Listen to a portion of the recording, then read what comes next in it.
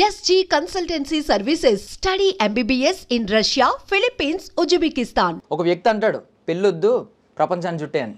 ఇంకో వ్యక్తి అంటాడు సమాజం సంస్కృతి ఏది పట్టించుకోకు నీకు నచ్చినట్టు బ్రతకని.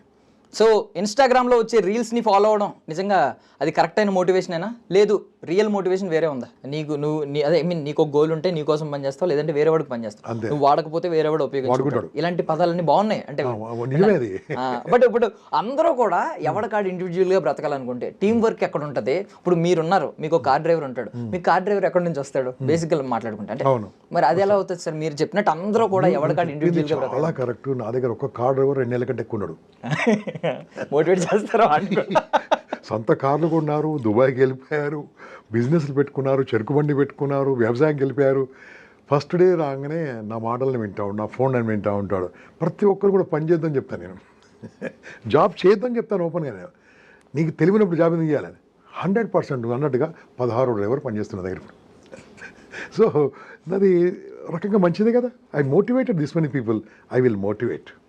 నేను చేస్తాను, వ్యవసాయం చేసుకోమని చెప్తాను, పని చేసుకోమని చెప్తాను. ఎందుకు ఒకటి దగ్గర పని చేయాలి? పని చేసే కెపాసిటీ ఎప్పుడు ఉండాలి తెలుసా? పని ఎప్పుడు చేయాలి తెలుసా? ఆ పని నేర్చుకున్నప్పుడు. నేను కూడా 84, 85, 86లో I worked with one Marwadi company. మనిషి నన్ను ఎలా వాడుకుంటూ నాకు బాగా తెలుసు. ఓకే, అక్కడ పని చేశాను కాబట్టే ఇప్పుడు నాకు పని విలువ తెలిసింది. పని కోసం పని చేయించాలి, పని నేర్చుకొని పని చేసుకోవాలి. పని నేర్చుకొని నువ్వు పని తీసుకో, పని పెట్టుకో, అప్పుడు పార్ట్నర్షిప్ తీసుకో, 10 మందిని డెవలప్ చేయి, నువ్వు డెవలప్గా. కానీ అసలు పనిలో ఉన్నదంటే ఒప్పుకోను. ఫర్ ఎగ్జాంపుల్ ఏం పేరు గూగుల్ CEO పేరు సుందర్ పిచ్చై, ఆయన కూడా పనుడే కదా. అదే నేను అనింది కదా. మైక్రోసాఫ్ట్ సత్యానాథ్ చేస్తే అలాంటి జాబులు చేయి, చేస్తే అలాంటి జాబులు చేయి. ఎంతమంది 100 మంది లేరు, అలాంటి వాళ్ళు 100 మంది కంటే ఎక్కువ లేరు. అలాంటి జాబులు చేయి. ఇదేందండి 30,000 రూపాయలు ఏందండి? సారీ, ఇక్కడ మన మిత్రులు వింటున్నారు, ఫీల్ అవుతారు. 30,000 ఏందండి? 30,000 పర్ మంత్ అంటే రోజుకు 1,000 రూపాయలు. అడ్డం మీద కూలికి అంతకంటే ఎక్కువిస్తారు. ఏం బతకండి? నేను బీటెక్ అయింది, BE అయింది, ఇంటర్మీడియట్ అయింది, ఏది చదువుకొని 30,000 పనిచేస్తారు. ఎందుకు ఏం చేయాలండి? ఈ బతుకు తర్వాత రాదు. ఈ కంపెనీ వాడు మనం వాడుకుంటున్నాడంటే కంపల్సరీ మనం వీక్ అవుతున్నాం. అక్కడ నేర్చుకోండి, ఇక్కడ నేర్చుకోండి, ఈ యాంకరింగ్ నేర్చుకోండి, మీరు ఈ పని నేర్చుకోండి, మీరు సొంత ఛానల్ పెట్టుకోండి. మీరు చెప్పారు యా చేయండి, నేను వద్దాను. ఎందుకంటే నేను వద్దాను, బట్ వర్క్ నేర్చుకోవడానికి పని చేయండి. వెళ్ళిపోతారు. నేను మా సంస్థకు చెప్పుకున్నాను, నేను జాబ్ చేస్తాను, ప్లీజ్ దయచేసి పీకేకండి. నేనేం మోటివేట్ అవ్వలేదు, బట్ ఇది మోటివేట్ అయ్యానండి. నేను కార్ డ్రైవింగ్ నేర్చుకుంటాను, నెక్స్ట్ మంత్ మాత్రం మీరు ఏమైనా మానేస్తే మాత్రం నెంబర్ 1 నేను జాయిన్ అవుతాను. 2 నెలల్లో నేను కూడా ఎక్కడో చోటుకి వెళ్తాను. ఇప్పుడు మీరు మీ యజమానికి ఏం చెప్పారు? మీరు ఒప్పుకున్నారు, ఇప్పుడు వెళ్ళిపోతాను ఒప్పుకున్నారు, మీరు వెళ్ళిపోతాను ఒప్పుకున్నారు. మీరు గ్యారెంటీ వస్తా. మీరు కార్ డ్రైవర్గా రాక్కర్లేదు, నా వీడియోలు చూస్తారు, మీరు జస్ట్ వీడియోలు వాచ్ చేస్తారు. ఎంతమంది అండి, ఎంతమంది రిజైన్ చేసేసారు అంటే అందరిని చేయమంటలేను, మీకు ఆ ఫెసిలిటీ ఉన్నప్పుడు చేయండి. ఒకవేళ గవర్నమెంట్ జాబ్ చేస్తారా, డోంట్ క్విట్. మీ మిగతా టైం ఏం చేస్తుంటారు? బిజినెస్ చేయండి, మీ ఆవిడ పేరు మీద బిజినెస్ చేయండి, ఏదైనా ఆలోచించండి. ఏం చేయకుంటే సమాజ సేవ చేయండి, కానీ ఖాళీగా ఉండొద్దు అంతే. ఏదైనా చేయాలి. అవకాశాలు ఉన్నాయి, బోల్డ్ అని అవకాశాలు ఉన్నాయి. మంచిగా ఉందనుకోండి బయటకు వచ్చేసేయండి.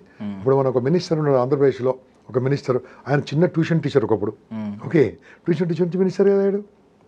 ఓకే, ఎవరి చరిత్రను చూసుకోండి, జాబ్ చేసిన వాళ్ళు గొప్ప వాళ్ళు అయినట్టుగా ఎక్కడ ప్రూఫ్ లేదు. Employment is a trap boss, trap. Employment trap పెట్టి బయటకు వెళ్ళాం. ఆ మంత్లీ శాలరీ చూసినాక బయటకు వెళ్ళాం, కంఫర్ట్ చూసినాక బయటకు వెళ్ళాం. అక్కడ లైఫ్ కంట్రోల్ వెనక చూస్తే ఏముంటుంది? ఏముండదు. అలా అయిపోతుంది boss. That is called employment. I'm not against employment, to gain experience employment, but start something on your own. నేను 100 ఐడియాలు ఇస్తాను ఎలా పని చేయాలో. Yeah, super. సో ఓకే, అంటే ఇప్పుడు ఈ యూత్లో ఎక్కువగా వచ్చేది ఏంటంటే యాంగర్ మేనేజ్మెంట్ చాలా ఇబ్బంది అవుతుంది సార్. స్ట్రెస్ ఒకటి, ఈ ఫ్రస్ట్రేషన్, ఇవన్నీ కంట్రోల్ చేసుకోలేకపోతున్నారు. అంటే maybe because of junk food అని కొంతమంది అంటారు, ల్యాక్ ఆఫ్ స్లీప్ అంటారు, ఈ సోషల్ మీడియా వల్ల అంటారు, ఏదో అంటారు. బట్ మీరు ఏమైనా సొల్యూషన్ చెప్పగలరా? సోషల్ మీడియా నేను వాడుకుంటా. ఓకే, నాకు కావాల్సింది నేను చూస్తాను, నాకు కావాల్సింది తీసుకుంటాను. నాకు కావాల్సింది అది ఆర్టిఫిషియల్ ఇంటెలిజెన్స్ అది ఇస్తుంటుంది. ఓకే, సో ఐఎమ్ యూజింగ్, నన్ను వాడుకుంటేది.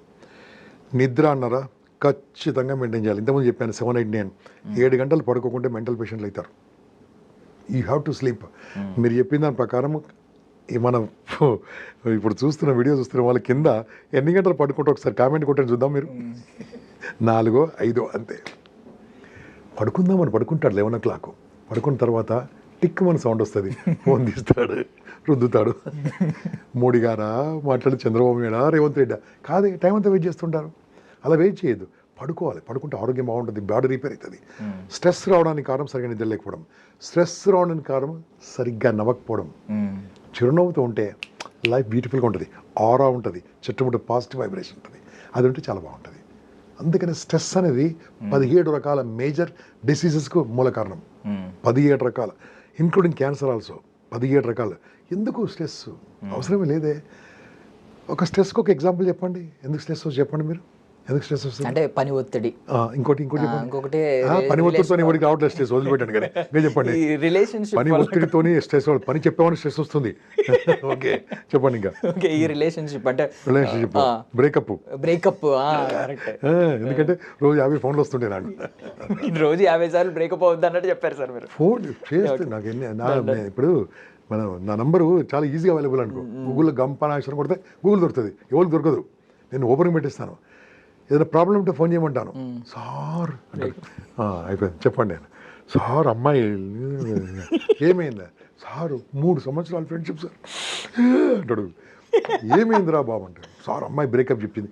కంగ్రాచులేషన్స్ అంటా నేను. ఏమైందిరా కంగ్రాచులేషన్స్ సార్, ఎందుకు కంగ్రాచులేషన్ అంటే, అయిపోయింది, happy, finish, you can start new life. New life అంటే కొత్త అమ్మాయిని ట్రై చేసుకోమని చెప్తున్నారు. అనుభవించాడు కదా, కొత్త అమ్మాయి మళ్ళీ 3 పోతుంది. ఓకే, న్యూ లైఫ్ స్టార్ట్ చేయి, నీకు అనుభవించావు కదా. ఒకవేళ సార్ నీకు తెలుసు సార్, అమ్మాయిని చాలా ఇష్టపడతాను సార్, ఈ మధ్యలో అబ్బాయిలు రావడం అమ్మాయిలు ఎక్కువ వస్తుందని ఇట్లా. ఏది అమ్మాయిలు బ్రేకప్ ఎక్కువ వస్తున్నాయి, అమ్మాయిలకు అబ్బాయిలు బ్రేకప్ ఎక్కువ వస్తున్నాయి నాకు ఇప్పుడు.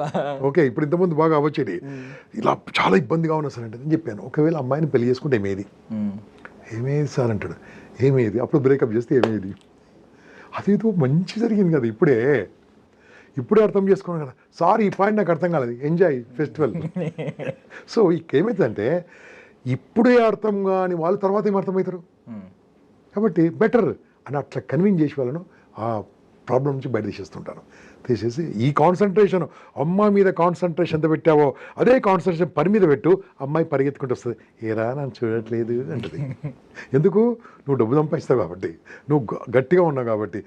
ఈ ఎంబడిపడి తిరుగుతుంటే ఏమొస్తుంది? ఏం రాదు. ఎంబడిపడి మనబడి తిరగాలంటే డబ్బు సంపాదించాలి. డబ్బు సంపాదించాలంటే పనిని ప్రేమించాలి. పని ప్రేమిస్తే అమ్మాయి ప్రేమిస్తారు, అబ్బాయి ప్రేమిస్తారు, 10 మంది ప్రేమిస్తారు, చుట్టాలు ప్రేమిస్తారు, బంధువులు ప్రేమిస్తారు, ప్రేమ పెరుగుతుంది. ఒక అమ్మాయి మడితే అందరు దూరం అవుతారు, ఒక అబ్బాయి మడితే అందరు దూరం అవుతారు. ఎప్పుడు తిరగాలి తెలుసా? అమ్మాయి మడి ఒక 23 ఏళ్ళ వయసు, 22 ఏళ్ళ వయసు, ఇద్దరు బాగా సంపాదిస్తున్నారు, అర్థం చేసుకుంటున్నారు, అప్పుడు తిరగండి, ఏమైనా చేసుకోండి. ఈ 16 ఏళ్ళల్లో అయింది, 17 ఏళ్ళు అయింది, అవి అర్థం కాని లవ్. అది లవ్ అంటారు, అది నేనేమంటున్నా వ్యామోహం అన్నారు. ఓకే, బట్ అంటే కొన్ని కాకపోతే మీరు చాలా బాగా చెప్తున్నారు, బట్ కొన్ని మోటివేషనల్ మెటాఫర్స్ వింటా ఉంటాను సార్. లైక్ ఎలాగంటే ఆగిపోయిన గడియారం అంటారు. ఆగిపోయిన గడియారం కూడా 2 సార్లు సరైన సమయం చూపిస్తుంది అంటారు. ఇప్పుడు అది ఏ టైంలో 3ంటికి ఆగిపోయింది అనుకోండి, ఫర్ సపోజ్ నేను 3ంటికి అలారం పెట్టుకుని లేచి సరైన సమయం చూపించింది అని అనుకోవాలండి. అది ఒక ఎగ్జాంపుల్ అండి, ఫేక్ ఎగ్జాంపుల్ అనుకోండి. ఇప్పుడు వాడు ఎవడో చెప్పాడు, నీకు నచ్చింది నన్ను ఎందుకు ఇన్వాల్వ్ చేస్తాను. ఇప్పుడు చెప్పాడు నేనేవాడికి నచ్చింది, నాకు నచ్చలే, why should I care for that. Okay, ఆగిపోయిన గడియారం కాదు, పనికిరాని చెత్త కుప్ప కూడా బాగానే ఉంటుంది. పనికిరాని చెత్త కుప్ప కూడా బాగానే ఉంటుంది, దాంట్లో నుంచి బయోగ్యాస్ వస్తుంటుంది. చూస్తూ కూర్చుంటామా చెత్త కుప్పను? అది కాదండి, ఎవడికి నచ్చింది వాడు మాట్లాడుతూ ఉంటాడు, మనకు నచ్చిందని తీసుకోవాలి, అంతే. కరెక్ట్. సో పూరి జగన్నాథ్ చెప్పిన మాట సార్ ఇది కూడా, జీవితం అనేది ఎప్పుడు స్టార్ట్ అవుద్దంటే సంకన ఆగిపోయిన తర్వాతే అనే మాట అంటాడు. అంటే నేను నార్మల్గా అడుగుతున్నాను, ఈ రోజు మిమ్మల్ని మీరు ఎంతమందిని నవ్విస్తున్నారు, మీకు మంచి మీరు సైకాలజీ చేశారు, ఎంతో మంది మెదడుని చదవగలరు, కాసేపు మాట్లాడితే నాకు తెలిసి నేను నా మైండ్ స్టేట్ ఎలా ఉందో కూడా మీకు తెలుసు. సో మీకు ఎంతో కొంత అవగాహన ఉంటుంది. మీరు ఇంత జీవితాలను చదివేసిన మీరు ఏదైనా మీకు కూడా ఇలాంటి సందర్భం ఎదురైందంటే మీకు కూడా ఇలాంటి స్టేట్ చెప్పాను కదా, ఏం చేయాలి తెలుసా అక్కడ ఏముంది కదా, చిన్న ఐటమ్ చూపించండి కదా, ఫోన్ ఉందండి, ఫోన్ ఎంత పొరం ఉంది ఫోను దర్శన్, ఇలా పట్టుకో 150 grams ఉంటుంది, ఇలా పట్టుకో, ఒక హాఫ్ అన్ అవర్ పట్టుకో.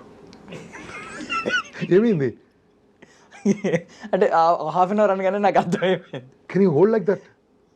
No sir, why? కష్టం సార్, అంతసేపు కష్టం, అంతే కదా. 150 గ్రాములని హాఫ్ అన్ అవర్ పట్టుకోలేకపోతున్నాను, పనికిరాని ఏదో పూరి జగన్నాథ్ మాటలు పట్టుకొని లైఫ్ అంతా పాలన చేసుకుంటే బాసు. పూరి జగన్నాథ్ గారు ఆయన కోసం చెప్పుకున్నాడు, నువ్వు ఆయన పట్టుకోవాల్సిన అవసరం లేదు. నచ్చిందా తీసుకో, ఓకే. ఇప్పుడు పూరి జగన్నాథ్ అభిమానులందరూ మనకి కామెంట్ కొడతారు.